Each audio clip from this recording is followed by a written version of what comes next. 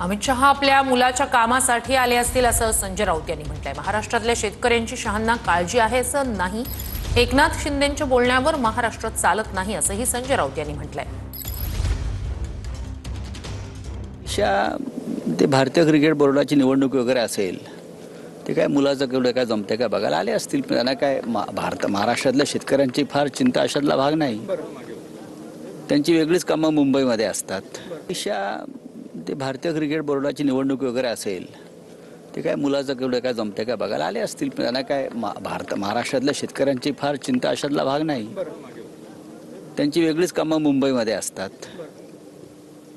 उद्धव ठाकरे साहेब फिरतायत, व्यथित आहेत। शेतकऱ्यांची वेदना आपण पाहतोय।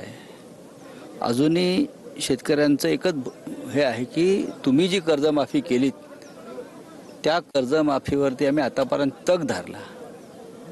आता आम्हाला ह्या महापुरानं उद्ध्वस्त केलेलं आहे।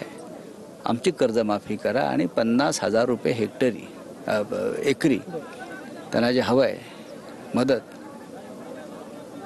ती मागणी आम्ही लावून धरू। प्रत्येकाचं उद्धव जे ऐकतायत, शेतात जात आहेत, चिखलात जात आहेत आणि आमच्या शिवसैनिकांनी ठिकठिकाणी मदत केलेली आहे। फक्त त्यांनी त्या किटवरती आपले फोटो आणि नावं टाकलेली नाही आहेत। मात्र सरसकट कर्जमाफी झाली नाही तर मग शिवसेनेची भूमिका काय असेल? अजित पवार म्हणतात की लाडक्या बहिणींना 45,000 कोटी देतो। संदर्भात शिवसेना पक्षप्रमुख उद्धव ठाकरे यांनी मगाशी पत्रकार परिषदेमध्ये भूमिका स्पष्ट केलेली आहे ना। तो निर्णय होईल ना काय करायचं ते।